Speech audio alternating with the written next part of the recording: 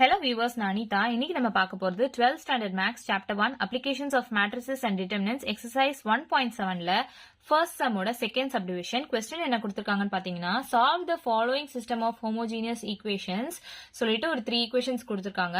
இந்த linear equations எல்லாத்தையும் நம்ம matrix form எழுதிட்டு augmented matrix கண்டுபிடிக்கணும்.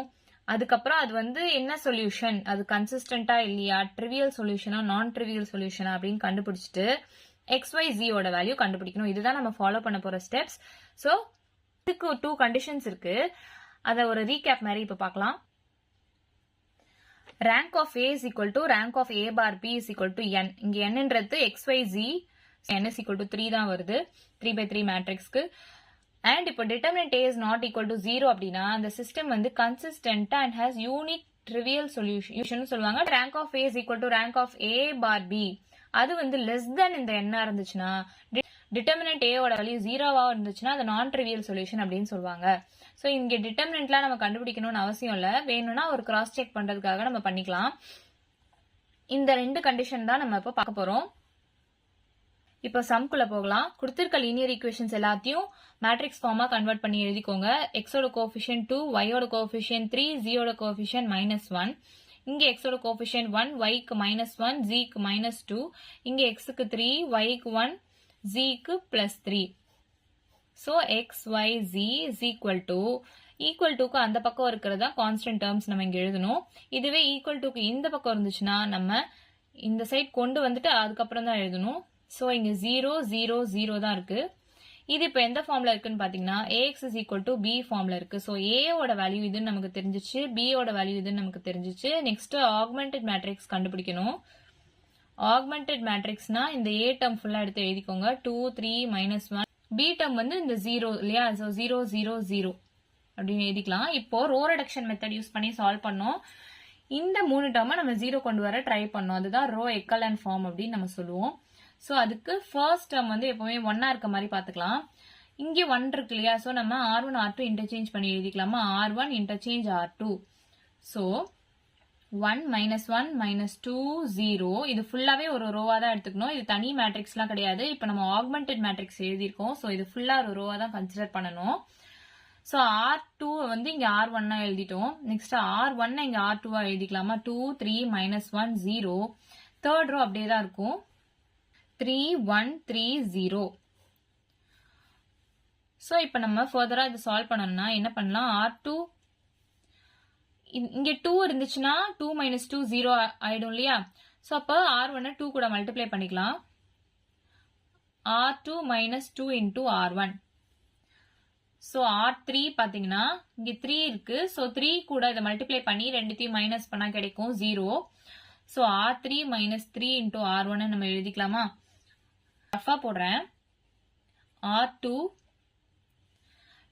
ஓட value 2 3 -1 0 -2 into R1. So -2 into 1 -2 -2 into -1 +2 -2 into -2 +4 -2 into 0 0 தான் 0 ஆயிடும். 2 - 2 0 3 + 2 5 4 - 1 3 0. நெக்ஸ்ட் R3 இங்க ரஃபா போடுறேன். R3 ஓட வேல்யூ வந்து 3130 -3 into R1.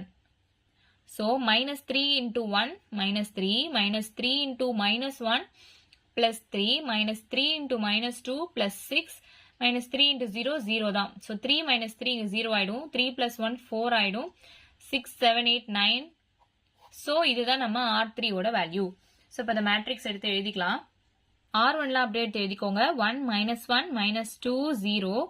R2 தான் இங்க கண்டுபிடிச்சிருக்கோம். 0 5 3 0. R3 அங்க கண்டுபிடிச்சிருக்கோம். 0 4 9 0. இப்போ இந்த ரெண்டு டேர்ம் 0 ஆயிடுச்சு. இந்த டேர்மை நம்ம 0 கொண்டு வரணும். சோ அதுக்கு என்ன பண்ணலாம், 1 இருக்கு. சோ அதை வச்சு பண்ணலாம் நம்ம நினைப்போம். அப்போ வந்து இந்த டேர்ம் சேஞ்ச் ஆகும் இல்லையா. சோ இந்த ஃபர்ஸ்ட் இந்த 0 இருக்கு இல்லையா, அது சேஞ்சே ஆகக்கூடாது. சோ அதுக்கேத்த மாதிரி பண்ணணும்.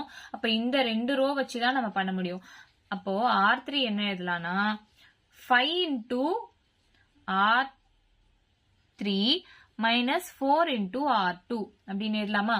இது கூட 5 மல்டிப்ளை பண்ணா 20 வரும், இது கூட 4 மல்டிப்ளை பண்ணா 20 வரும், ரெண்டுத்தையும் மைனஸ் பண்ணா 0 வரும். நமக்கு இதை பார்த்தோன்னே தெரிஞ்சிடுது இல்லையா? So 5 into R3 minus 4 into R2 அப்படின்னு எழுதியிருக்கோம். நம்ம ரேங்க் ஆஃப் ஏ அப்படின்னு பார்த்தோம்னா நான் ஜீரோ ரோஸ் எத்தனை இருக்கு இந்த ஏல? 1 2 3 இருக்கு இல்லையா? அடுத்து rank of A bar B அப்படின்னு பார்த்தோம்னா இந்த டேர்ம்லயும் நான் ஜீரோ ரோஸ் இருக்கு, இதுவும் நான் ஜீரோ, இதுவும் நான் ஜீரோ, அப்ப இதுவும் வந்து 3 இருக்கு, which is equal to n. ஓ இது ஃபர்ஸ்ட் கண்டிஷன் படி இருக்குதா? நம்ம இது ட்ரிவியல் சொல்யூஷன் அப்படின்னு எழுதலாம். So the system of equation is consistent and has trivial solution அப்படின்னு நம்ம எழுதலாம். rank of A is not equal to rank of A bar B னா தான் inconsistent அப்படின்னு வரும். இதுல வந்து கன்சிஸ்டன்டா தான் இருக்கு. So system of equation is consistent and has trivial solution அப்படின்னு எழுதிக்கலாமா? சால்வ் பண்ண சொல்லியிருக்காங்க இல்லையா? அப்ப xy z ஓட வேல்யூ கண்டுபிடிக்கணும். இங்க z வந்து 33z is equal to 0 அப்படின்னு போட்டா z ஓட வேல்யூ 0 வரும். இங்கே 5y plus 3z is equal to 0 ன்னு போடுறோம். So 5y plus 3 into 0 is equal to 0 ன்னு போட்டா 5y is equal to 0. இப்போ y ஓட டேர்மும் 0 ஆயிடும். Next x minus y minus 2z is equal to 0 ன்னு போடுறோம். x minus y minus 2z is equal to 0 இங்க போடுறோம். அப்போ பாத்தீங்கன்னா y ஓட டேர்ம் 0 ஆயிடும், z ஓட டேர்ம் 0 ஆயிடும், அப்ப x ஓட வேல்யூ 0 ஆயிடும் இல்லையா? So x, y, z is equal to 0, 0, 0. இதுதான் நம்ம சால்வ் பண்ணி கண்டுபிடிச்சிருக்க வேல்யூஸ். இவ்வளவுதான் நம்ம சம். ஏதாச்சும் டவுட் இருந்தா கமெண்ட் பண்ணுங்க. வீடியோ பிடிச்சிருந்தா லைக் பண்ணுங்க, ஷேர் பண்ணுங்க, சப்ஸ்கிரைப் பண்ணுங்க. தேங்க்யூ.